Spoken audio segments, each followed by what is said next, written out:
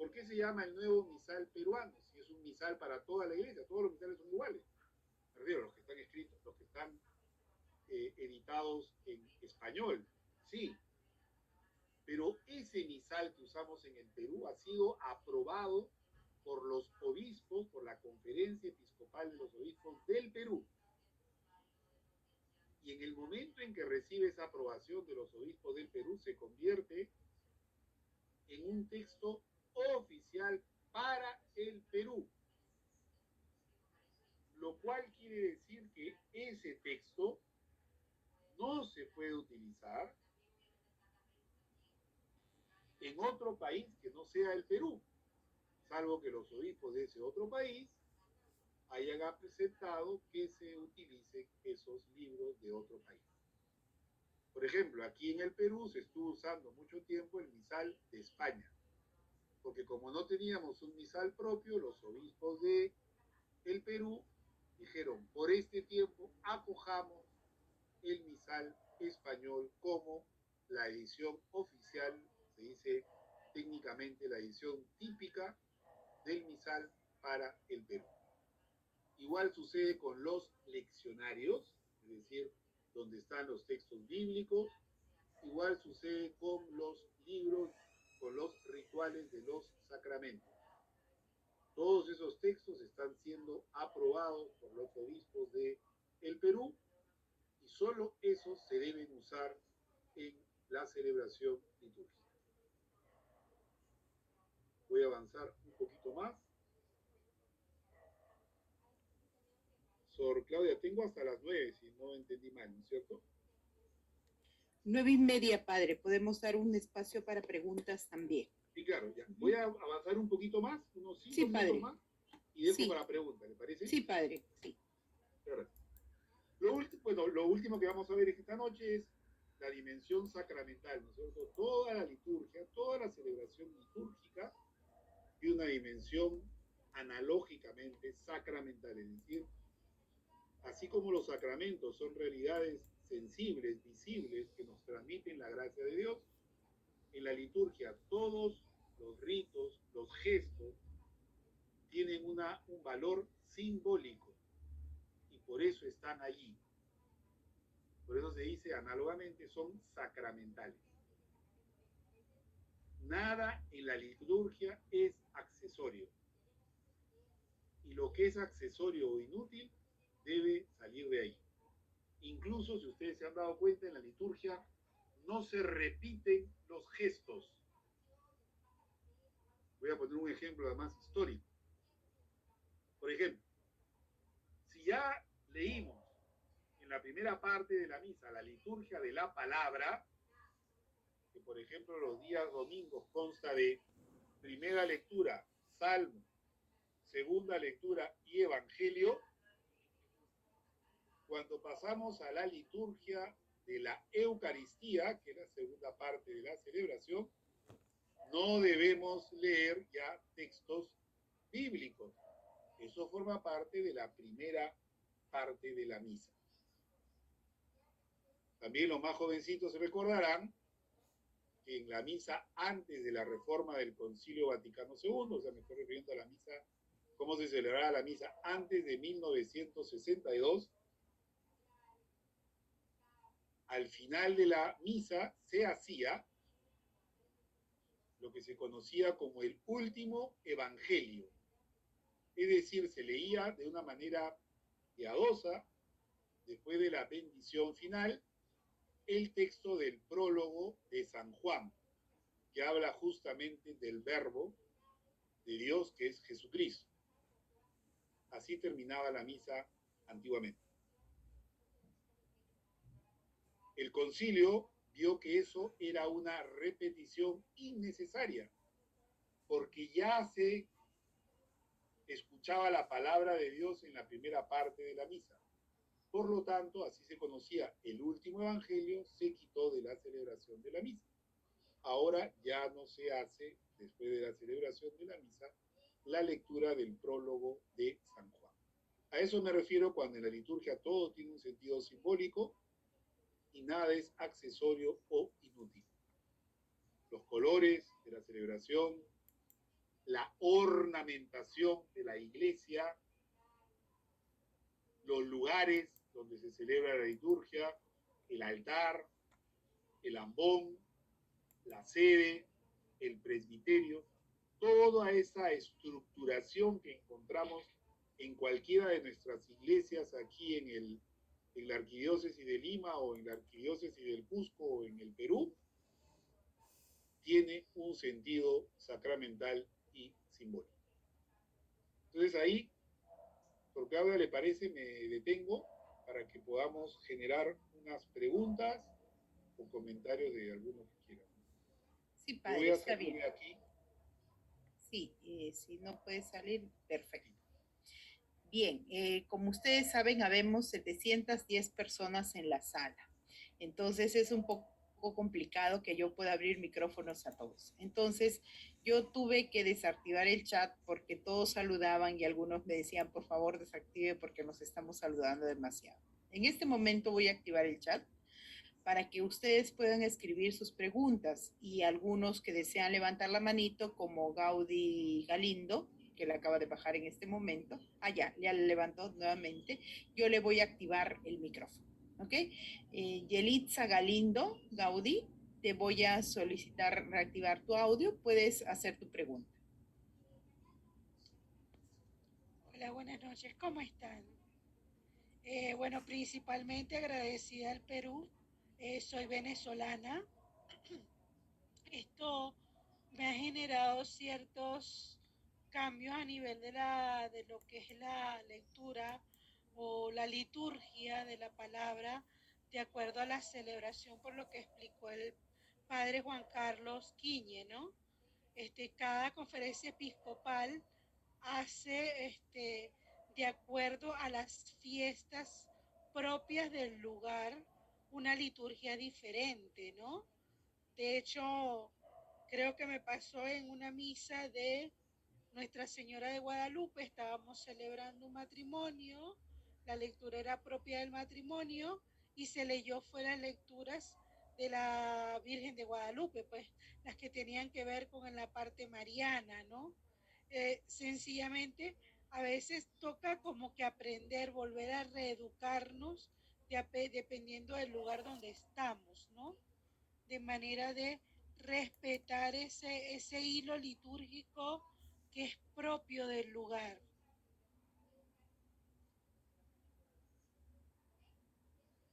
Sí, bien Gaudí, pero ¿tienes alguna pregunta o es solamente una reflexión? No, sí, generalmente esa sería una reflexión.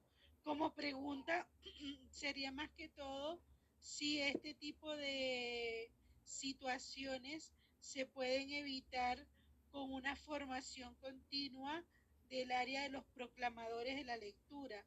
Porque, por ejemplo, en mi caso, yo he pedido a que la sacristana nos envíe por lo menos al inicio del día las lecturas que van a corresponder a la misa, porque eso nos va a ayudar a que cuando nos toque leer estemos preparados.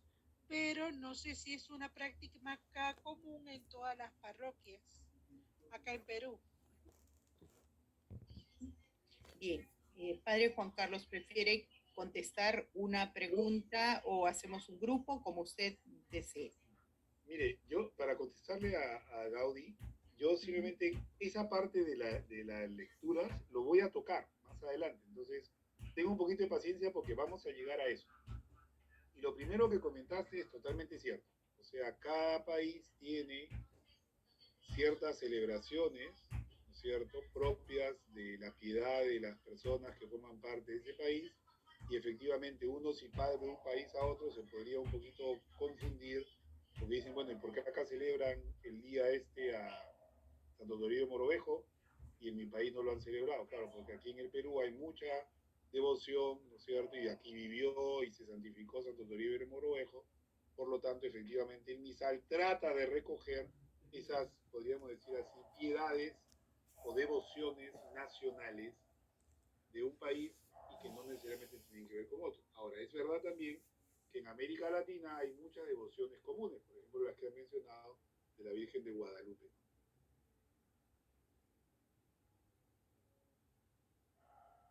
Sí, Padre, podríamos leer de repente una pregunta del chat para que vayamos contestando también. Astrid dice, ¿qué podríamos hacer si nuestro sacerdote incluye cosas que no corresponden en la misa?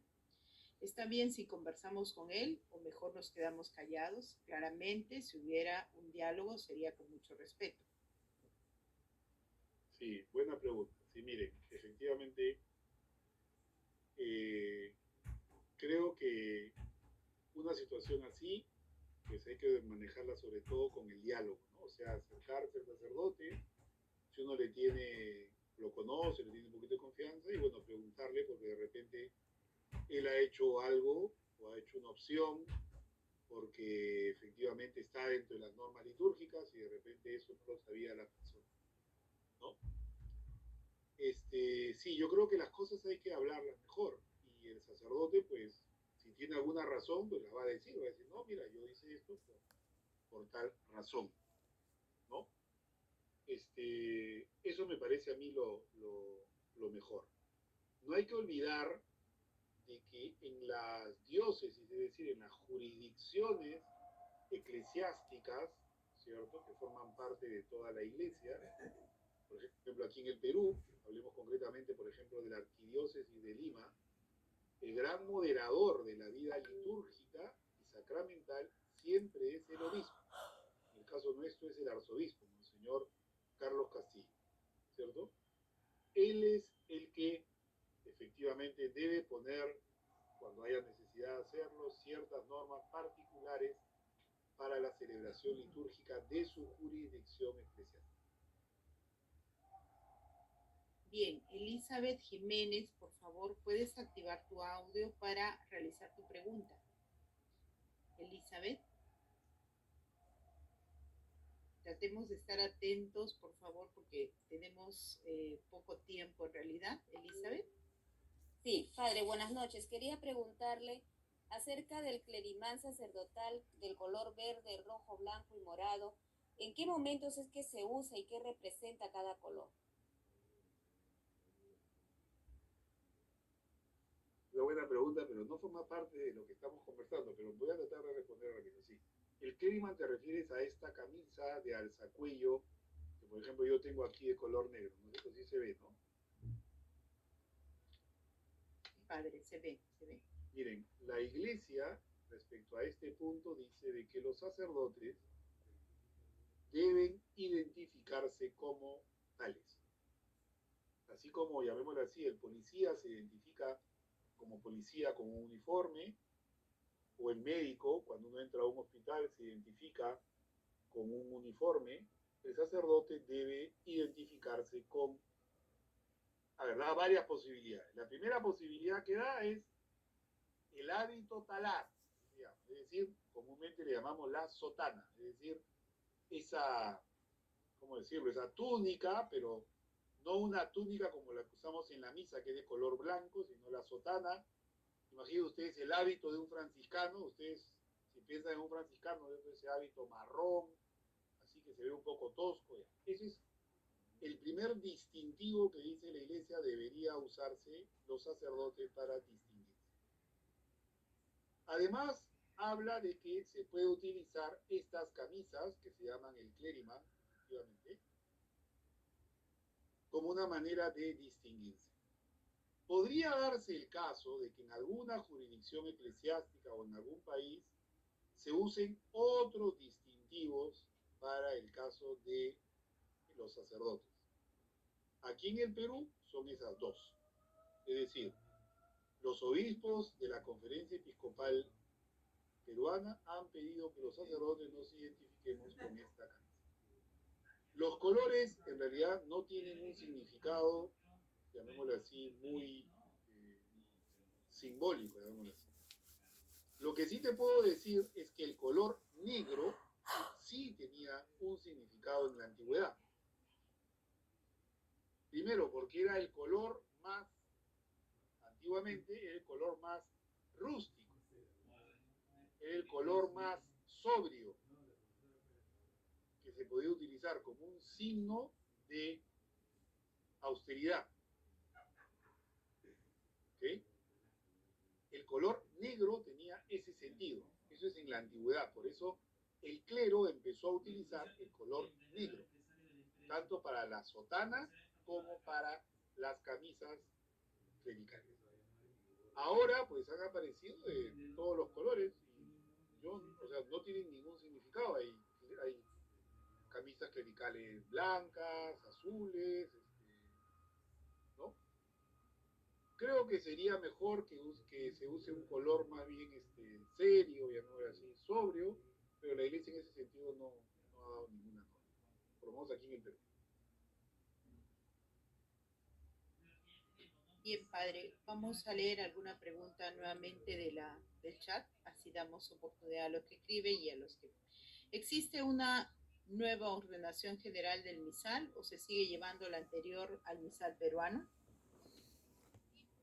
Sí, es una pregunta bien técnica. Sí, hay una nueva ordenación del misal romano, que es esta que tenemos aquí, que la sacó no sé si la ven, la sacó la Comisión Episcopal de Liturgia, porque efectivamente en el año 2002 eh, la, la Sagrada Congregación para los Sacramentos y la Liturgia de Roma hizo una nueva ordenación del misal romano en vistas a sacar una tercera edición del misal romano.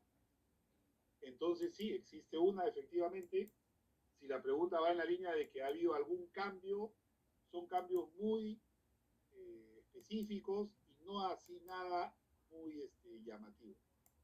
Los cambios de la ordenación general del misal romano casi continúan la de su antecesor, que fue del año 75.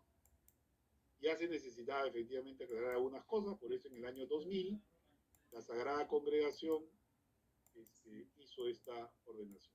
Y se puede tener acceso, sí, incluso por internet, o si quieren físicamente, en la conferencia episcopal venden estos libritos. Sí, padre. Bien, Cusco, Parroquia San Jerónimo, por favor, puede activar su audio.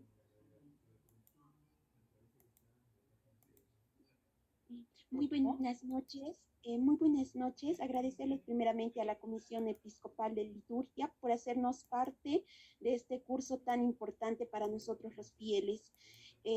Padre, la pregunta que tenía es que en algunas ocasiones, ya sea el monitor o el sacerdote, al final de la comunión hacen lo que es la comunión espiritual, ya sean con oraciones como es el Alma de Cristo. La pregunta era, Padre, si es correcto que se realice o no estas oraciones, Padre. Muchas gracias. Sí, a ver, miren. Me estoy adelantando un poquito, pero voy a tratar de responder. Mira, la comunión, el rito de comunión, como está pensado en el misal, es muy sobrio, digámoslo así, es muy sencillo, ¿cierto? Es decir, el ministro se acerca a los fieles, ¿cierto? Y los fieles en una procesión se acercan al ministro y le reparte el cuerpo de Cristo, ¿cierto? Cuando el fiel ha comulgado, regresa al lugar donde estaba en la nave, en la iglesia. Normalmente, la oración que hace el sacerdote después de la comunión, que se llama la oración post-comunión, trata de recoger los sentimientos, ¿no es cierto?, que un fiel tiene después de haber recibido el santísimo cuerpo del Señor. Eso no quita que uno personalmente, ¿cierto?, haga pues un acto de adoración cuando comulga, un acto de petición al Señor. Además es un momento, como ustedes comprenderán, especialísimo, sublime, cuando efectivamente uno pues se da cuenta de que, ¿cómo decirlo?, está unido al Señor, está en comunión sacramental, vital con el Señor, ¿no? Como decía San Agustín, nosotros creemos que nosotros digerimos al Señor, San Agustín decía, no, más bien es él el que nos digiere, él es el que nos introduce en su misterio, en su realidad. Ahora bien, eso no quita tampoco que comunitariamente se pueda hacer algún acto de piedad, ya sea de agradecimiento o de adoración al momento que todos estamos viviendo en la iglesia. Con la pandemia y específicamente con la cuarentena, que muchas veces no permitió, mejor dicho, que los fieles pudiésemos participar presencialmente de la liturgia, se introdujo la comunión espiritual, ¿no? Por eso tú haces referencia a que hay sacerdotes que hacen la comunión espiritual. Eso se introdujo, de repente en alguna parroquia no fue así, pero normalmente se introdujo con el tema de la pandemia que estamos viviendo. Igual pasa con una oración tan hermosa como es el alma de Cristo. Ahora, lo que hay que decir es que eso no está mandado, tampoco está prohibido. Es decir, un sacerdote o un fiel en coordinación con el sacerdote lo puede hacer, pero si no lo hace, tampoco pasa nada. O si uno va a otra parroquia que no lo hacen, no pasa nada, porque no son ni unos herejes, ni unos impíos, sino simplemente que la costumbre en esa parroquia es rezarlo, ¿cierto? Todos juntos, o una sola persona, y la otra no. Ya es un acto devocional que la liturgia no lo prevé, tampoco lo prohíbe, ¿cierto?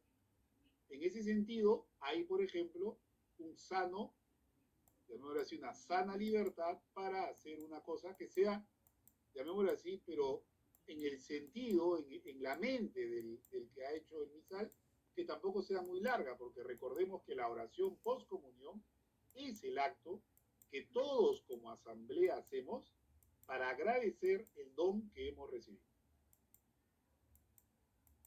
Y bueno, padre, hay algunas preguntas que como usted dice, de repente se están adelantando. Aquí le preguntan, buenas noches, padre Juan Carlos. Habló sobre las normas litúrgicas, dónde puede encontrar las normas o funciones de cada servidor, ya sea del ministro de la Eucaristía, el acólito, el lector, etc. Pero de repente esto lo va a desarrollar en los próximos días, ¿verdad? Así rápidamente, en la ordenación del misal, en la ordenación general del misal romano, salen muchas de las normas. Es verdad que para ya normas específicas, por ejemplo, habría que buscar en otros sitios, pero ahí más o menos sale una panorámica de lo que son las normas y las prescripciones para los distintos servicios que se dan en la liturgia. Bien, aquí podemos unir dos preguntas. Dice, padre, una consulta. Antes de realizar las lecturas, ¿hay que realizar alguna reverencia al ambón? ¿Y el sacerdote puede omitir la homilía por cantos? Sí, a ver. Normalmente, cuando uno se acerca a hacer la lectura, debe hacer una reverencia al libro, sí. No me acuerdo, sinceramente, lo voy a buscar para mañana, si es que lo dice la ordenación general del misal romano. Pero me parece que es una práctica que corresponde, porque las reverencias, ¿no es cierto? Perdón, se llaman inclinaciones, le llama el misal, se hacen ante los objetos de veneración sagrados. Y uno de ellos, evidentemente, es el libro de las lecturas, ¿no? Incluso habría que tener cuidado porque lo que sí dice el misal es que cuando uno se acerca y va a subir al presbiterio, si pasa por delante del altar, que es el centro de la nave litúrgica de la iglesia, sí debe hacer una reverencia al altar. Al altar no se le hace genuflexión, salvo que dentro del presbiterio o atrás del altar esté el sagrario. Si solo está el altar, se debe hacer una reverencia profunda, ¿no? Entonces, de ahí hay que subir al ambón y hay que hacer otra reverencia. Sí, Lo que yo digo es que hay que tener cuidado porque si no nos vamos a pasar haciendo de reverencia en reverencia, vamos a parecer japoneses. No, mentira, es una broma, pero creo que hay que saber cómo manejar ese tipo de cosas. Pero hacer una reverencia al libro no está mal. Y su segunda pregunta de que si el sacerdote puede reemplazar la homilía con un canto. A ver, la iglesia recomienda que la homilía se haga, perdón, la iglesia obliga que la homilía se haga todos los domingos y fiestas de guardar, todos los domingos y fiestas de guardar, y cuando hay mucha afluencia de fieles. O sea, una celebración, por ejemplo, grande, solemne, ¿cierto? Después, por ejemplo, en un matrimonio. En un matrimonio es bueno hacer una homilía, ¿cierto? En los sacramentos, por ejemplo, hay que hacer homilías.